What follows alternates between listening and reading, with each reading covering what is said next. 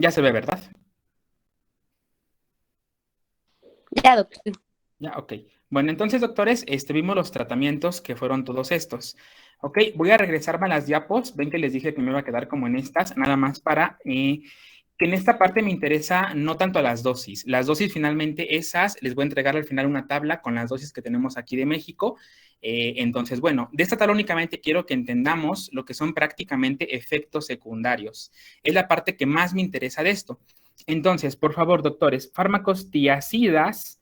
Aguas aquí tenemos dos principalmente, hidroclorotiazida y clortalidona, pero ojo, están contraindicadas completamente en pacientes que tengan artritis gotosa. Ahí, por favor, en estos pacientes está completamente contraindicado que administremos en este caso un diurético tiacídico, porque de hecho las tiacidas, dentro de los efectos que desencadenan, pues es un aumento en el ácido úrico. Entonces, ahí está contraindicado propiamente lo que es, por ejemplo, el uso de tiacidas. De igual forma, en pacientes diabéticos se ha visto que aumenta, en este caso, resistencia a la insulina.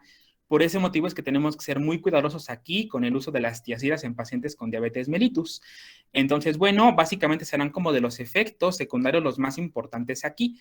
En el caso, por ejemplo, de lo que son diuréticos de asa, como la furosemida, lo que más preocupa en estos casos en particular de furosemida, básicamente es que suelen provocarnos disminución, en este caso, en los electrolitos. Entonces, es como lo más, digamos, destacado. No hay tanto respecto a la furosemida en el sentido de que no es tan, no tiene tantos efectos adversos como otros fármacos. Entonces, pues bueno, finalmente aquí me parece muy importante.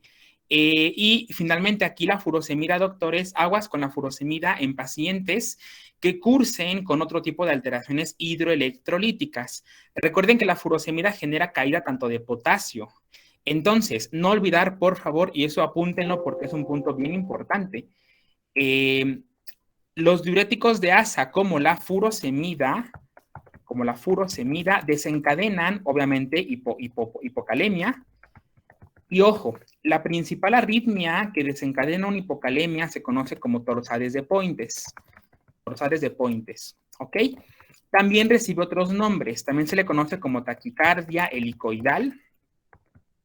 Y si quieren verse ya muy pro, también se le conoce como taquicardia ventricular polimórfica, polimórfica helicoidal. ¿Sale? Helicoidal.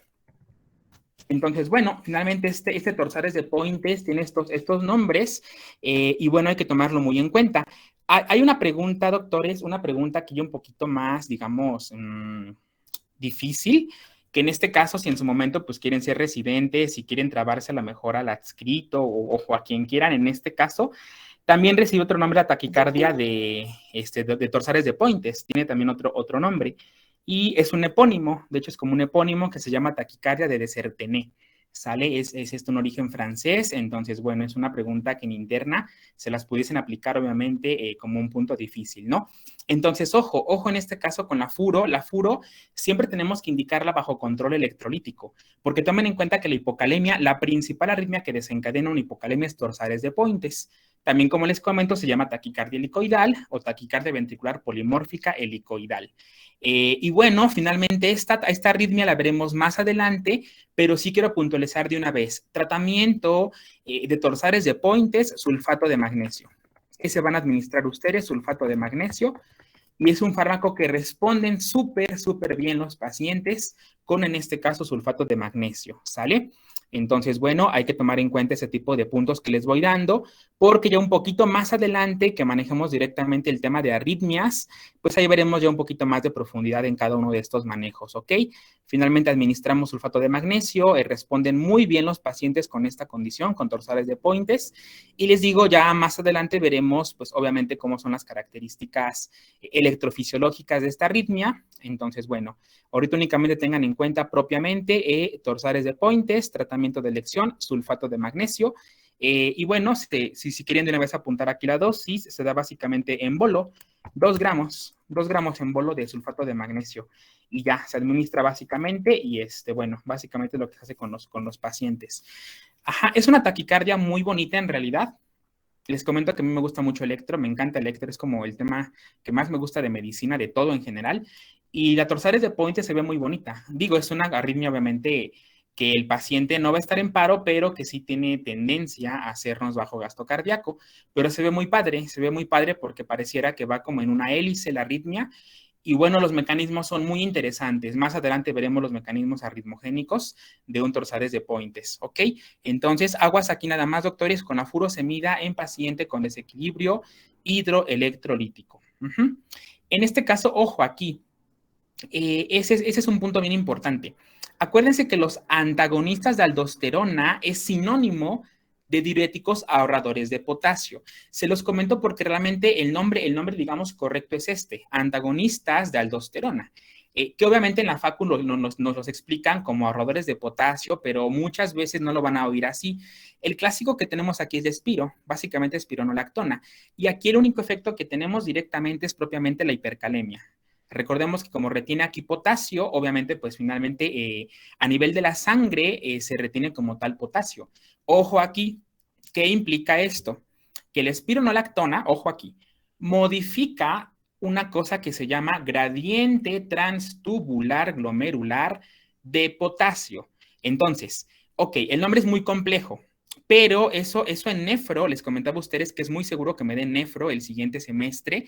Eso en nefro es bien importante el hecho de que modifique los gradientes transtubulares de potasio, porque más adelante en nefro pienso hacer un taller de gasometría precisamente, y ahí veremos que saber gasometría es bien importante, bien importante. Yo he oído muchos docentes de ustedes, incluso de otras áreas, incluso luego lo llegan a decir a los internos, y está mal porque les dicen, no te preocupes, la gasometría es del internista. No hay problema. Mándalo al internista y él que te la interprete.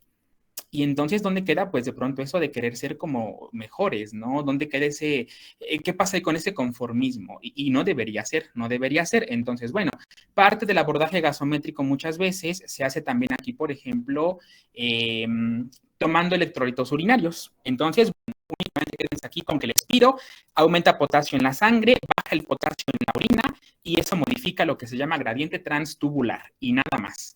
Ok. Y bueno, básicamente es como lo más destacado de este aspecto. Ahora, beta bloqueo propiamente, en este caso los cardioselectivos, obviamente aquí tomen en cuenta contraindicado en tres situaciones. Asma, no lo den por favor en asma. Recuerden aquí que en asma el beta bloqueo puede desencadenarme una crisis asmática. Segundo, contraindicado en paciente que tenga directamente, aparte del asma propiamente, que tenga alguna condición asociada específicamente, por ejemplo, diabetes mellitus. ¿Por qué? Si ustedes recuerdan aquí su fisiología, a nivel del hígado, el hígado cumple varias funciones, estamos de acuerdo. Dentro de ellas cumple la función de la glucogenólisis, es decir, rompe glucógeno para que se libere glucosa. Pero ojo, acuérdense que para que este glucógeno se rompa es dependiente de estimulación adrenérgica. ¿Qué significa esto? Que a nivel hepático encontramos receptores adrenérgicos que me liberan la glucosa de ese glucógeno acumulado. Si yo bloqueo receptores beta, cuando mi paciente diabético tenga hipoglucemia, no va a tener síntomas, los voy a enmascarar. No va a sentir el paciente así que tiene taquicardia, no va a sentir tampoco palpitaciones ni diaforesis, no, porque los voy a enmascarar. Entonces, aguas aquí con este punto, hay que evitar el uso de beta bloqueo, les digo en asma y en paciente, por supuesto, que tenga esta condición, pues en este caso de diabetes mellitus. Y muchas veces ese es motivo de descontrol en el paciente diabético. Y por último, sería como tal asma, sería pacientes diabéticos. Y por último, por favor, acuérdense que el beta bloqueo genera bradicardia. Genera bradicardia y es un efecto muy importante aquí. Hay guías, obviamente a nivel ya más de cardiología, que dicen que para saber si un paciente está bien beta bloqueado, tiene que tener una frecuencia entre 50 a 60. Entonces, tomar en cuenta ese punto. El paciente con beta bloqueo va a hacernos bradicardia. Y a veces aquí en este punto, por ejemplo, uno como médico, ahí hace sufrir a los estudiantes, porque les pones un caso real del hospital y tiene frecuencia cardíaca de 52. Y más cuando, por ejemplo, quieren ser internistas, los internos, los médicos internos quieren ser internistas o algo así, les empiezas a preguntar, oye, ¿por qué tendrá bradicardia? ¿Qué se te ocurre? Y obviamente, pues como buscan esa parte de ser internistas y como no tienen la práctica de saber en qué momento enfocar su mente, empiezan a hablar un buen de cosas que causan bradicardia, bastantes. Cuando a veces la causa es más que evidente, pues en este caso está beta bloqueado, obviamente pues va a tener bradicardia nuestro paciente. ¿Ok? Únicamente les digo, de esta tabla, lo único que me interesa son efectos adversos, secundarios y nada más. Las dosis que aquí tenemos, olvídenlas, esas como tal no las veremos ahorita, eso se los daré en una tabla un poquito más adelante. Ok, ahora, por ejemplo, nada más aquí de esto lo que quiero yo complementar propiamente, propranolol. Ojo aquí, propranolol como tal, doctores, es de elección para paciente hipertenso y con hipertiroidismo. ¿Por qué? Porque les comentaba que inhibe la conversión de hormonas tiroideas a nivel periférico. Únicamente eso, propranolol, hipertensión y en este caso tomar en cuenta directo el aspecto de hipertiroidismo. Ahora, muy importante, fíjense que el beta bloqueo también tiene otro uso bien práctico. Paciente que sea hipertenso y que tengan ansiedad o que sea que el paciente que doctor que es muy ansioso, mi papá, mi mamá, y de por sí se tensa mucho o tiene insomnio, el beta bloqueo es excelente para eso. Es excelente porque tiene un efecto, claro, mínimo, pero sí un cierto efecto ansiolítico. Yo tengo una paciente, por ejemplo, que ella es diabética, es hipertensa y tiene depresión y ansiedad. Entonces tuvo un infarto también. Entonces aquí la tenían manejando con IECA, pero yo le pasé mejor a beta bloqueo y mejoró muchísimo su sintomatología de ansiedad, incluso el insomnio. Entonces será como un punto aquí, digamos, relevante de los beta bloqueadores. En el caso, por ejemplo, de lo que son fármacos, por ejemplo, como el feocromocitoma, esta condición médica, el fármaco de elección que únicamente lo van a encontrar aquí en institutos, lo que es el GEA González, el Subirán, la Raza, esos lugares, tenemos aquí fentolamina, que es el único que se llega a manejar. A veces pueden encontrar también prazosina, que básicamente es alfa bloqueador. Pero bueno, finalmente aquí para feocromocitoma, fentolamina es el de elección propiamente. Únicamente aquí fentolamina. Ok. De los IECAS, doctores, únicamente recuerden el efecto adverso más frecuente, que es básicamente tos. Es el efecto más frecuente que tenemos, la tos propiamente, y que puede ser intercambiable, pues en este caso con el uso de los ARA2.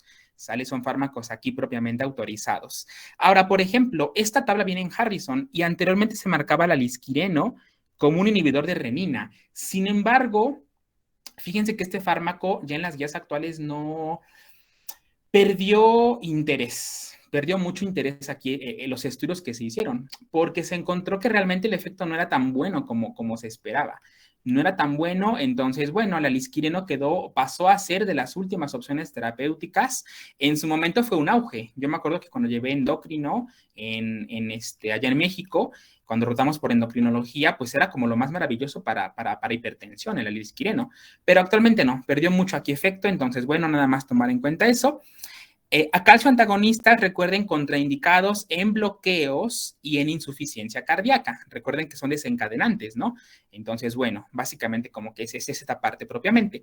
Y por último, hidralacina. Recuerden que es un fármaco empleado para paciente embarazada. Básicamente la hidralacina es un potente vasodilatador. Sin embargo, recuerden que la hidralacina es un fármaco que nos puede desencadenar algo que se llama síndrome lupus-like, y es una pregunta del examen nacional de residencias. ¿Ok?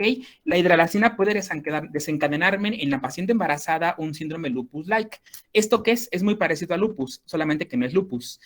Tienen los mismos síntomas que lupus. Tienen el eritema malar, tienen caída de cabello, todo, exactamente lo mismo.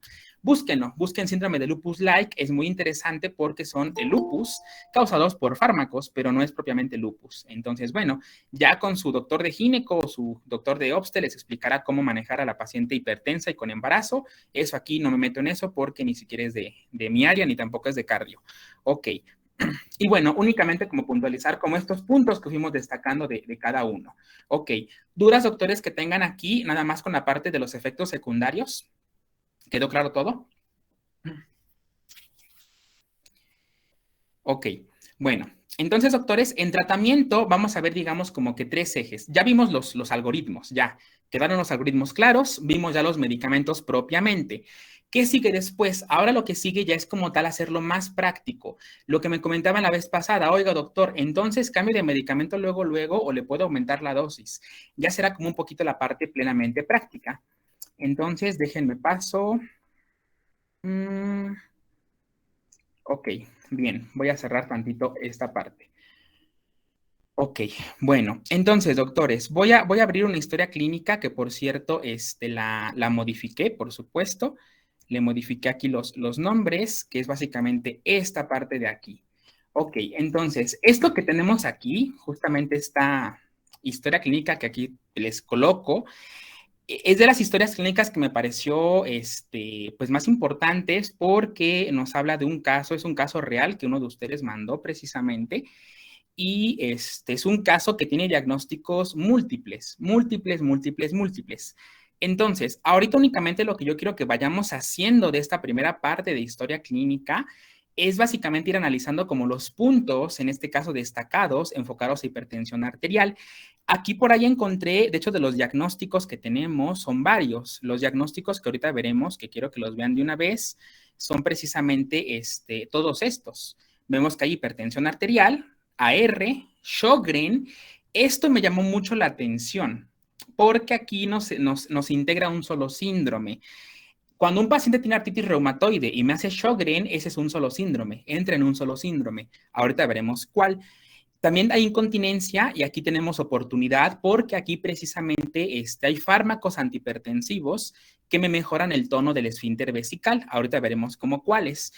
Esta osteoporosis muy seguramente es por el uso de corticosteroides derivado de la patología autoinmune. Y aparte hay EPOC. Entonces, aquí por EPOC, obviamente hay hipertensión pulmonar de base y eso nos genera una dilatación, en este caso, de las válvulas de tipo funcional, lo que genera básicamente valvulopatía secundaria.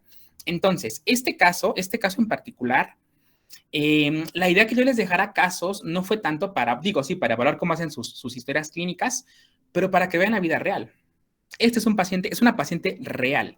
No es algo que yo me inventé del libro, que yo saqué y que se los quiero complicar en el examen porque quiero ser malvado. No. Esta es la vida real a la que se van a enfrentar ustedes en su momento como médicos generales. Esta va a ser la vida real, doctores. Hipertensión, artritis reumatoide, Sjögren. Y aquí, por ejemplo, aquí sería como la cereza del pastel que tuviera nuestra paciente una diabetes por esteroides, lo que se le conoce como, que seguramente ya conocen por farma, se le conoce como diabetes metacorticoidea, ¿no? Que es el fármaco que se le da aquí. Entonces, bueno, este caso en particular les comento que lo iremos analizando. Ahora, por ejemplo, elegí como tal 3 casos para cada uno de estas condiciones, para que vayamos de un nivel básico, de un nivel, digamos, un paciente muy fácil de manejar, hasta un paciente que en este caso el reto pues va a ser un poquito esto. Ahora, claro, como tal, mi intención a lo mejor no es que ustedes lleguen como al punto de darle un manejo integral ya completo, porque eso corresponde a interna, pero que sí vayan viendo o por lo menos vayan identificando cómo se piensa en voz alta a nivel ya de un paciente con múltiples diagnósticos. Y eso me interesa mucho porque, repito, ustedes están a punto de irse ya a un internado, queda ya casi nada. Diciembre son vacaciones, noviembre hay un buen de suspensiones.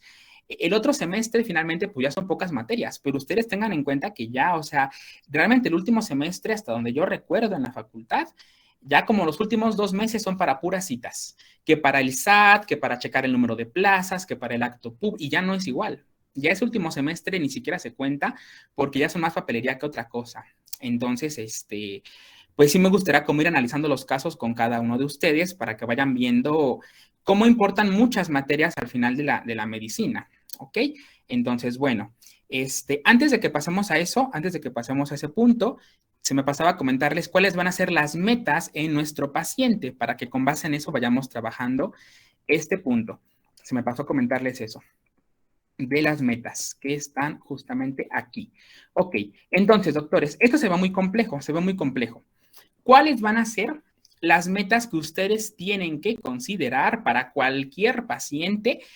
En este caso, si es un paciente que no tiene ninguna condición de base, que no hay como tal ninguna condición, ¿cuál va a ser mi objetivo? Mi objetivo, digamos, terapéutico, que yo voy a decir que estoy haciendo un buen trabajo con ese paciente porque lo estoy controlando de forma, digamos, adecuada. Mi objetivo va a ser, doctores, que tenga una presión arterial igual o menor de 130/90. Ese va a ser como tal mi rango para que yo diga, ok, estoy haciendo un buen trabajo con mi tratamiento terapéutico. Ahora, esto estrictamente se mantiene en cualquier paciente. No importa que tenga diabetes, sigue siendo el objetivo. No importa que tenga antecedente como tal de infarto, de derrame cerebral, no importa. El objetivo siempre se va a manejar como el mismo. Pero ojo, ojo, ojo aquí. Solamente abarca menores de 65 años. Nada más. Solamente lo abarcamos como este rango. En el paciente nefrópata, en el nefrópata somos un poquito más flexibles. Entonces, en el nefrópata lo podemos considerar idealmente manejado menos de 140/90. Eso únicamente para el paciente nefrópata. ¿Esto qué implica? Que si tengo un paciente, por ejemplo, hipertenso con diabetes y me lo mandan a mí y tiene 140/100, está mal manejado. No se está manejando bien. Un paciente que solo es hipertenso, 150/95, mal manejado. Tampoco está bien su manejo. 135/95, mal manejado. Tampoco. Recuerden que aquí tenemos que tener este rango objetivo como médicos. Ahora, ¿por qué este rango? Ustedes preguntarán, bueno, ¿y por qué? Estudios. Se ha visto que por arriba de este rango, todo el tiempo los órganos tienen estrés oxidativo. Por ese motivo el rango es 130/90. Ahora que si me comentan, es que es nefrópata, bueno, ok, 135/90, pues se encuentra en rango terapéutico, digamos, idóneo. Ahora repito, aquí únicamente es en paciente que sea menor de 65 años. Ya pacientes mayores, somos un poco más flexibles. De hecho, actualmente, no sé si ustedes lo sepan, por ejemplo, pero ya hay ciertas guías que nos hablan que la hipertensión se pudiera hacer, ojo, no hablo de curar, reversibilidad. Ese es el término que se emplea. Lo mismo con la diabetes mellitus. No sé si lo sabían ustedes. Pero, por ejemplo, ya actualmente este tipo de patologías que sí son crónico-degenerativas ya no son tan crónicas como en un inicio se les consideraba. Les digo, por ejemplo, un paciente diabético tipo 2, si le hacemos una manga gástrica o le hacemos un bypass gástrico, se ha visto que mejora mucho la hemoglobina glucosilada. Demasiado, demasiado, demasiado. Muchísimo. Entonces, por eso yo les comento, si quieren aprender bien, váyanse a México. Váyanse a México porque van a tener contacto con cada subespecialista que van a aprenderles muchísimo, demasiado. Yo recuerdo que en México nunca roté con ningún cirujano general, ninguno. Todos eran cirujano general, bariatra, cirujano oncólogo, cirujano, así, igual con los internistas. No conocí ningún internista puro. Todos eran internista más cardiología, internista más endocrino, pediatras igual. Yo me acuerdo que la doctora que conocí de allá de mi internado era ¿qué? Neumóloga pediatra, la doctora, y estaba muy preparada. Otros eran hematólogos pediatras, y no, la verdad es que las clases que les dan allá son un nivel bien padre porque no te dan como el pediatra nada más. Si van a ver anemias o si van a ver leucemias, te lo da el hematólogo pediatra. Entonces, yo aquí, por ejemplo, recuerdo mucho que en las rotaciones allá en México, en la raza, eso es bien cierto, es reversible. Y la manga gástrica, el bypass gástrico, la cirugía bariátrica, se ha visto que hace una curación, entre comillas, de la diabetes mellitus tipo 2. Y ya hay guías que nos dicen, después de cierto tiempo, si la hemoglobina glucosilada se mantiene en tanto, irle quitando antidiabéticos. Si se mantienen 2 años más, se puede retirar todos los fármacos y únicamente puro control del estilo de vida. Entonces, pues sí deben saber eso. Obviamente es algo que estoy seguro que no se lo dieron en endocrino, pero es algo que digo, finalmente si aquí lo que buscamos es por el bien de nuestros pacientes, por eso les digo que México es una opción, una oportunidad brillante para hacer su internado. No se diga en un instituto, porque eso ya es obviamente pues, un nivel muchísimo más alto, ¿no?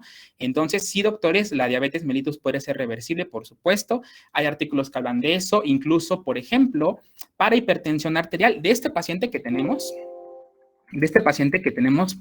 con múltiple patología, ¿saben qué le caería bastante bien? Algo que se llama trasplante fecal. No sé si lo conozcan, búsquenlo, trasplante fecal. Mejora muchísimo la hipertensión, mejora muchísimo la artritis reumatoide y mejora muchísimo incluso la condición de Sjögren. Básicamente se hace en México un trasplante de materia fecal. Entonces, pues bueno, Yo sé que muchos seguramente están así como, pues un poco sacados de onda porque quizás nunca lo habían oído, pero sépanlo que existe y que, por ejemplo, en esta paciente me llamó la atención. Voy a acercarme con la persona que hizo esta historia clínica porque hay varias cosas que aquí en el manejo que yo estoy observando, se pudiese como tal aquí manejar algunos, quitar algunos fármacos y meter otros. Tiene varios manejos aquí, claro. Pero, por ejemplo, nuestra paciente tiene abatacept, que es un fármaco de tipo monoclonal, obviamente para la artritis reumatoide. Tiene aquí aspirina, tiene telmisartán como ARA2, calcitriol, Espiro, aquí lo manejan con Espiro, metotrexato para la R seguramente, ácido fólico, porque recordemos que nunca se mete solo metotrexato, recordemos que actúa en la vida del ácido fólico, su activación, ¿no? Salmeterol con fluticasona para el EPOC propiamente. Entonces, bueno, aquí, por ejemplo, se le pueden modificar algunas cositas. Incluso es lo que hacemos en medicina interna. En este caso, por ejemplo, pues, ¿quién lo ve? ¿Qué médico lo estarán viendo a esta paciente? Lo estará viendo seguramente el cardiólogo, el reumatólogo, el urólogo, aquí probablemente el ortopedista, el neumólogo. Pero a veces cada uno manda como su fármaco por su propia cuenta. En medicina interna lo que hacemos es tomar en cuenta todo el aspecto global y con base en eso buscar la mejor forma de optimizar los tratamientos y que se vaya con menos medicamentos. Aquí sí podemos hacer varias modificaciones de hecho. Incluso en esta paciente se puede implementar otro tipo de manejos, como les comento, el trasplante de materia fecal. Sirve demasiado. Y los reumatólogos de allá de México, hay reumatólogos que son subespecialistas en pura AR o en puro Sjögren. Este doctor, hay un doctor de la facultad, de hecho, el doctor Carrasco, Mario Carrasco. Él es reumatólogo y él es experto en lupus. Él es muy bueno en la parte de lupus. Tiene muchos artículos. Ese es SNI 4. De hecho, él es SNI 3. Ese es SNI 3 el doctor. Entonces, pues es muy bueno. Pero bueno, ok, doctores. Vamos a dejar entonces aquí. Voy a seguir revisando las historias clínicas. Hay unas que sí les falta. Bueno, no les voy a mentir. Todas las que leí les falta mucho. Pero, no se preocupen. Están aquí aprendiendo, ¿sale? Obviamente hay muchas cosas que sí tenemos que modificar porque sí leí sus historias clínicas de las que me mandaron, todas las que me mandaron sí están algunas están incompletas, otras están mal redactadas, otras no especifican como nada de la situación, digamos, del paciente. Otras, por ejemplo, tienen preguntas en negativa y otras más, pues igual no tienen como la redacción que tendrá que tener un médico. Entonces, bueno, no se preocupen, eso lo voy a ir checando con cada uno de ustedes. Les digo que en este momento elegí esta historia porque me parece muy global y también elegí esta otra, que es una paciente un poquito más sencillo el manejo. Aquí es un poquito más fácil el manejo porque solamente hay diabetes, hipertensión y sobrepeso. Nada más hay eso. Entonces, bueno, aquí incluso les podemos meter otro tipo de fármacos, mucho mejor que la metformina, que igual sirven para la parte propiamente de hipertensión. Pero bueno, eso lo manejaré con ustedes. Y tengo otro caso por ahí que ahorita cerré, que ese está como un rango intermedio, que tiene un rango intermedio, que tiene insomnio por ahí, tiene también insomnio. Entonces, bueno, ya iremos viendo cada uno. Denme un poquito de chance para que yo pueda revisar bien cada una de sus historias clínicas, porque pues son como 40. Voy a decirle que me ayude un residente que conozco de el ISSSTE, para que así podamos irlas checando bien. Ok, doctores. Y pues hoy es viernes, terminamos un poquito más temprano. Que pasen un excelente día y continuamos el día lunes. Gracias, doctor.